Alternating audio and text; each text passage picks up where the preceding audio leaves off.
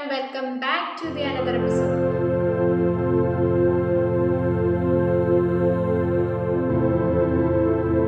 അപ്പോൾ തംബ്നെയിൽ കണ്ട പോലെ നമുക്ക് പലപ്പോഴും ഉണ്ടായിട്ടുള്ള ഒരു കാര്യമായിരിക്കും ഷേവിങ്ങിന് ശേഷമുള്ള ഈ ഇറിറ്റേഷൻ, ഇച്ചിങ്, അതുപോലെ തന്നെ ഈ റെഡ്നെസ് ഒക്കെ. ചൊറിച്ചിലുണ്ടാകുമ്പോൾ പിന്നെ നമ്മളത് വെറുതെ വിടൂലല്ലോ, അത് ഇരുന്ന് ചൊറിഞ്ഞ് പിന്നെ അവിടെ നീറ്റലാവും. അപ്പോൾ അതിനൊക്കെ കൊണ്ട് ഭയങ്കരമായിട്ട് ബുദ്ധിമുട്ടുണ്ടാകും. പിന്നെ നിങ്ങൾ എപ്പോഴും ഇങ്ങനെ വരുമ്പോൾ നിങ്ങൾ അന്വേഷിച്ചിട്ടുണ്ടാകും ഇതിപ്പോൾ എന്താ ചെയ്യുക, എന്താ റെമഡി ഉള്ളത് എന്നൊക്കെ.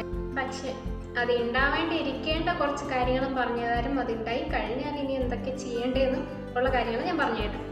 ആദ്യം ചെയ്യേണ്ട കാര്യം നിങ്ങൾ ഡ്രൈ ഷേവ് ചെയ്യാണ്ടിരിക്കുക എന്ന് പറയുന്നതാണ്. കാരണം ഡ്രൈ ഷേവ് എന്ന് പറയുമ്പോൾ നമ്മൾ മറ്റേ സാൻഡ് പേപ്പർ എടുത്തിട്ട് ഭിത്തിയിലിട്ട് വരയ്ക്കണ പോലെ ഇരിക്കും. അപ്പോൾ ഡ്രൈ ഷേവ് ചെയ്യാണ്ടിരിക്കുക. ഡ്രൈ ഷേവ് ചെയ്ത് കഴിഞ്ഞാൽ റേസർ ബേൺ ഉണ്ടാവും. ആ റേസർ ബേൺ ഉണ്ടാവുന്നതിൻ്റെ കൂടെ തന്നെ നിങ്ങൾക്ക് അവിടെ ചൊറിച്ചിലുണ്ടാവും, അതുപോലെ നീറ്റിലുണ്ടാവും, ഇറിറ്റേഷൻ ഉണ്ടാവും. അതുകൊണ്ട് തന്നെ ഡ്രൈ ഷേവ് ചെയ്യാണ്ടിരിക്കുക. ഒന്നേലൊരു വാം ഷവറിന് ശേഷം നിങ്ങൾ ഷേവ് ചെയ്യുക. അല്ലെങ്കിൽ ഇപ്പോൾ ഒരു ക്രീമി അല്ലെങ്കിൽ ജെൽ ബേസ്ഡ് ഷേവിങ് ക്രീം അല്ലെങ്കിൽ ഷേവിങ് ജെല്ല് യൂസ് ആക്കാനായിട്ട് നോക്കുക. അല്ലെങ്കിൽ ഇപ്പോൾ നിങ്ങളുടെ മുടിയിൽ യൂസ് ആക്കുന്ന കണ്ടീഷണർ ഉണ്ടാവുമല്ലോ, അത് മതി. ഒരു ചെറിയ പിഞ്ച് മാത്രം അത് നിങ്ങൾ അപ്ലൈ ചെയ്തിട്ട് ഷേവ് ചെയ്യാനായിട്ട് നോക്കുക. പിന്നെ എല്ലാവരും ചെയ്യുന്ന കാര്യമാണ്, മേ ബി സം പീപ്പിൾ ചെയ്യും, മറ്റേ പാസ്റ്റ് റിലേഷൻഷിപ്പിൻ്റെ കാലത്തുള്ള റേസർ വരെ ഇപ്പോൾ കൊണ്ടിട്ട് യൂസ് ആക്കും. ഒരിക്കലും അങ്ങനെ ചെയ്യരുത്. നിങ്ങൾ ഇപ്പോൾ 5 അല്ലെങ്കിൽ 6 വട്ടം ഷേവ് ചെയ്തിട്ട് ആ റേസർ ചേഞ്ച് ആക്കണം. ഇല്ലെങ്കിൽ അതിൻ്റെ അകത്ത് ഇപ്പോൾ ബാക്ടീരിയ എന്ന് പറയുന്ന സാധനം ഉണ്ടല്ലോ, അത് എവിടെ കയറാമെന്ന് പറഞ്ഞ് നോക്കിയിരിക്കുകയാണ്. അതുകൊണ്ട് അതിനെ മാക്സിമം അങ്ങോട്ടേക്ക് കയറ്റാണ്ടിരിക്കാൻ നിങ്ങൾ നോക്കുക. അതുകൊണ്ട് ക്ലീൻ ആയിട്ടുള്ള ഒരു റേസർ യൂസ് ആക്കാൻ നോക്കുക. അതുപോലെ തന്നെ റേസർ ബാത്റൂമിൽ അവിടെ എവിടെയും കൊണ്ട് വെക്കരുത്. ക്ലീൻ ആയിട്ട് ഒരു ഡ്രൈ പ്ലേസിൽ വേണം വെക്കാനായിട്ട്. നിങ്ങൾ കൂടുതലും ഇപ്പോൾ 5-6 വട്ടം യൂസ് ആക്കിയിട്ട് എടുത്ത് കളയാതെ വെച്ചിട്ട് പിന്നെ എടുത്ത് യൂസ് ആക്കുന്ന റേസറില്ല. അതുകൊണ്ടിട്ട് ഒരുപാട് ഇത് വരുന്നതും അതുകൊണ്ടിട്ടാണ്. കാരണം അതിൻ്റെ അകത്ത് ഡെഡ് സ്കിൻ സെൽസ് ഒക്കെ ഉണ്ടാവും. അതുകൊണ്ട് തന്നെ നമുക്ക് ചൊറിച്ചിൽ വരും, അതുപോലെ റെഡ്നെസ് വരും, ഇറിറ്റേഷൻ വരും. അതുകൊണ്ട് അത് എത്രയും പെട്ടെന്ന് മാറ്റാനായിട്ട് നോക്കാം.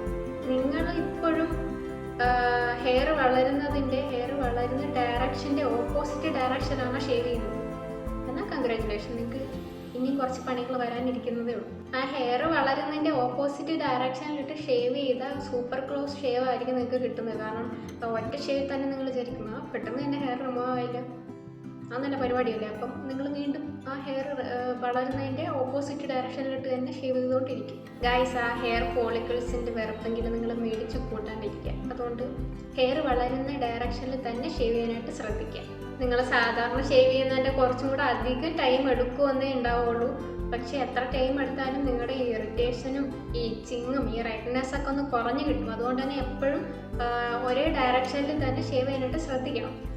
പിന്നെ ചെയ്യാണ്ടിരിക്കേണ്ട ഒരു കാര്യം എന്ന് പറഞ്ഞാൽ നിങ്ങളിപ്പോൾ ആഫ്റ്റർ ഷേവ് അല്ലെങ്കിൽ ആഫ്റ്റർ കെയർ എന്നൊക്കെ പറയും, അതിനുശേഷം ഒരു ആൽക്കഹോൾ ബേസ്ഡ് ആഫ്റ്റർ ഷേവ് ഉപയോഗിക്കാണ്ടിരിക്കുക. അങ്ങനെ ഉപയോഗിച്ച് കഴിഞ്ഞാൽ നിങ്ങളുടെ സ്കിൻ കുറച്ചും കൂടെ അത് ഡ്രൈ ആക്കിയുള്ളൂ, അതിന് കുറച്ചും കൂടെ പ്രശ്നങ്ങൾ വരെയുള്ളൂ. അതുകൊണ്ട് തന്നെ ആഫ്റ്റർ ഷേവിന് ശേഷം ആൽക്കഹോൾ ബേസ്ഡ് പ്രോഡക്റ്റ്സ് ഒന്നും ഉപയോഗിക്കാണ്ടിരിക്കുക. അത് നാച്ചുറലായിട്ട് നമുക്കിപ്പം അലോവേര കിട്ടും. അലോവേര എന്ന് പറഞ്ഞാൽ ഒരു നല്ലൊരു മോയ്സ്ചറൈസറാണ്.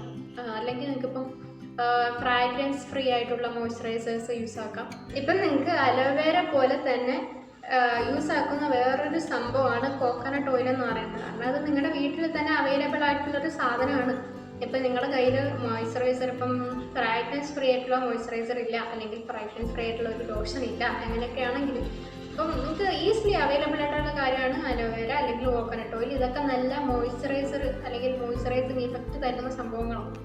അത് നിങ്ങളുടെ സ്കിന്നിൽ ഹൈഡ്രേഷൻ ലോക്ക് ചെയ്ത് നിർത്താനും കൂടെ സഹായിക്കും. ഇനി നിങ്ങൾക്ക് സഹിക്കാൻ പറ്റാത്ത അത്ര ഭയാനകമായിട്ടുള്ള രീതിയിൽ ഉള്ള ചൊറിച്ചിലാണ്, അങ്ങനെ ഉണ്ടെങ്കിൽ നിങ്ങൾക്കൊരു ഓട്ട്മീൽ ബാത്ത് എടുക്കാം.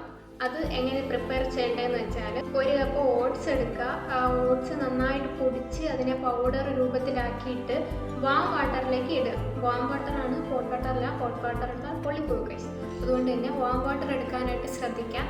അപ്പോൾ ഈ പൗഡർ വാം വാട്ടറിലേക്ക് ഇട്ടിട്ട് നിങ്ങൾക്ക് എവിടെയാണോ അത്രയ്ക്ക് ഇച്ചിങ് ഉള്ളത് അല്ലെങ്കിൽ ഇറിറ്റേഷൻ ഉള്ളത് അത് ഈ വാട്ടറിലേക്ക് മുക്കി വയ്ക്കുക. നിങ്ങൾക്ക് ഫുള്ളായിട്ടാണ് ഉള്ളതെങ്കിൽ അതിനകത്തേക്ക് മുങ്ങിക്കിടന്നൊന്നും വെച്ചാൽ വലിയ കുഴപ്പമൊന്നുമില്ല. അപ്പോൾ ഈ ഓട്ട്മീൽ അല്ലെങ്കിൽ ഓട്സിനെന്ന് പറഞ്ഞാൽ ആൻറ്റി ഇൻഫ്ലമേറ്ററി ആയിട്ട് പ്രവർത്തിക്കാൻ പറ്റിയ മാജിക്കൽ പ്രൊഡക്റ്റ് എന്ന് വേണമെങ്കിൽ പറയാം. നിങ്ങൾക്ക് നിങ്ങളുടെ എന്താ ഇറിറ്റേഷൻ, ഇച്ചിങ് ഒക്കെ പെട്ടെന്ന് തന്നെ മാറ്റും. പിന്നെ നിങ്ങൾക്ക് ഇതുപോലെ വേദനിച്ചിട്ട് അല്ലെങ്കിൽ ഇറിറ്റേറ്റഡ് ആയിട്ട് അല്ലെങ്കിൽ ഭയങ്കര ചൊറിച്ചിലൊക്കെ ആയിട്ടിരിക്കുകയാണെങ്കിൽ നിങ്ങൾക്ക് വേറൊരു സാധനം പറഞ്ഞുതരാം. അതാണ് ചിൽ തെറാപ്പി. ചിൽ തെറാപ്പി എന്ന് പറയുമ്പോൾ വേറെ എന്താ, ഐസ് ക്യൂബ് തന്നെ. ഐസ് ക്യൂബ് എടുത്ത് നിങ്ങളുടെ എവിടെയാണോ ചൊറിച്ചിൽ അല്ലെങ്കിൽ ഈ റെഡ്നെസ് അല്ലെങ്കിൽ നിങ്ങൾക്ക് ഭയങ്കര നീറ്റലൊക്കെ ഉള്ള ഭാഗം എന്ന് വെച്ചാൽ അവിടേക്ക് ചെറുതായിട്ടൊന്ന് റബ്ബ് ചെയ്ത് കൊടുക്കുക. ഐസ് ക്യൂബ് എന്ന് പറയുമ്പോൾ നിങ്ങൾക്ക് ഇൻസ്റ്റൻ്റ് ആയിട്ട് നിങ്ങൾക്ക് അതിൽ നിന്നൊരു റിലീഫ് തരും, പെട്ടെന്ന് നിങ്ങൾക്ക് അതിൽ നിന്ന് മാർക്കിട്ടും. അതുപോലെ തന്നെ ഐസ് ക്യൂബ് എന്ന് പറയുമ്പം നിങ്ങളുടെ പോർസൊക്കെ ടൈറ്റനാക്കി വെക്കുന്നത് കൊണ്ട് തന്നെ അധികം അഴുക്കൊന്നും അതിൻ്റെ അകത്തേക്ക് അടിഞ്ഞു കൂടാണ്ടിരിക്കാനായിട്ടും ഹെൽപ്പാക്കും. പിന്നെ നിങ്ങൾക്ക് ചെയ്യാവുന്ന ഒരു കാര്യമാണ് അപ്ലൈ ഹണി എന്ന് പറയുന്നത്. ഇപ്പോൾ നിങ്ങൾക്ക് ഇറിറ്റേറ്റഡ് ആയിട്ടുള്ള സ്ഥലത്തേക്ക് കുറച്ച് തേൻ ഒരു 10 അല്ലെങ്കിൽ 15 മിനിറ്റ് അപ്ലൈ ചെയ്ത് വെച്ചിട്ട് എന്ത് ചെയ്യുക, വാം വാട്ടർ വെച്ചിട്ട് കഴുകിക്കളയാം. അപ്പം അങ്ങനെ ചെയ്യുന്ന വെച്ചാൽ പെട്ടെന്ന് തന്നെ നിങ്ങളുടെ അവിടുത്തെ റെഡ്നെസ്സും ഇച്ചിങ്ങും ഇറിറ്റേഷനൊക്കെ പെട്ടെന്ന് തന്നെ സോൾവ് ആക്കി തരും. അതുപോലെ തന്നെ ബാക്ടീരിയനെ ഓടിച്ചു വിടുകയും ചെയ്യും. ഇത്രയൊക്കെയാണ് നിങ്ങളുടെ ഇച്ചിങ് അല്ലെങ്കിൽ ഇറിറ്റേഷൻ ഒക്കെ കുറച്ചിട്ട് ബേണിങ്, റേസർ ബേണൊക്കെ കുറച്ചിട്ട് എന്താ അതിനെ പ്രിവെൻറ്റ് ചെയ്യുന്നത് എങ്ങനെയാണെന്നോ അല്ലെങ്കിൽ അതിൻ്റെ ഹോം റെമഡീസ് എന്തൊക്കെയാണെന്നോ ഇത്ര കാര്യങ്ങൾ മാത്രം ശ്രദ്ധിച്ചാൽ മതി, നിങ്ങളുടെ സ്കിൻ സ്മൂത്തായിട്ട് വെക്കാൻ പറ്റും. പിന്നെ ഞാൻ പറഞ്ഞത് പിവിക് ഏരിയയിൽ മാത്രം കാര്യമല്ല. ഇപ്പോൾ നിങ്ങൾ ഷേവ് ചെയ്യുന്ന സ്ഥലങ്ങളിപ്പം ഫേസ് ആയാലും ഹാൻഡ് ആയാലും ലെഗ് ആയാലും എല്ലാം ഇങ്ങനെ തന്നെയാണ്. അപ്പോൾ ഇത്രയൊക്കെയാണ് സിമ്പിളായിട്ടുള്ള കുറച്ച് കാര്യങ്ങൾ, ശ്രദ്ധിക്കേണ്ട കുറച്ച് കാര്യങ്ങളെന്ന് വെച്ചാൽ ഇതൊക്കെ ശ്രദ്ധിച്ചാൽ തന്നെ നിങ്ങളുടെ സ്കിൻ സ്മൂത്തായിട്ട് വയ്ക്കാൻ പറ്റും, വേറെ പ്രോബ്ലം അല്ലാണ്ട് വയ്ക്കാൻ പറ്റും. അപ്പോൾ ഈ വീഡിയോ നിങ്ങൾക്ക് യൂസ്ഫുൾ ആയിട്ട് തോന്നിയിട്ടുണ്ടെങ്കിൽ ലൈക്ക് ചെയ്യുക. അതുപോലെ തന്നെ ഇതുപോലെ മോർ വീഡിയോസിന് വേണ്ടിയിട്ട് സബ്സ്ക്രൈബ് ചെയ്ത് വയ്ക്കാൻ മറക്കരുത്. പിന്നെ നിങ്ങൾ ഇതുവരെ ചെയ്തുകൊണ്ടിരുന്ന മിസ്റ്റേക്ക് എന്താണെന്നും കമൻറ്റ് ചെയ്യുക. അപ്പോൾ ബൈ.